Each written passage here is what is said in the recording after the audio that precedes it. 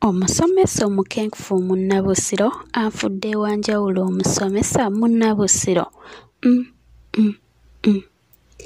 Wentuuse wanneeyagaza ne gye ndaga nnengerayo nga gonna mmanyiga musomesa omukenkufu Munnabusiro. Njogera ku Ssaava omwana ow'Abambejja byansomesezza nkumu bye nali simanyi. Ebika bya Buganda amasaza n'ensibuko byonna biyigidde ku musomesa omukenkufu Munnabusiro.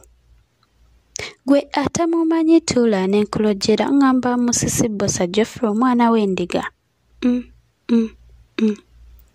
Byansomesezza bingi anfudde mumanyi amayenje amatungulu oluteregga nandibiize ddi.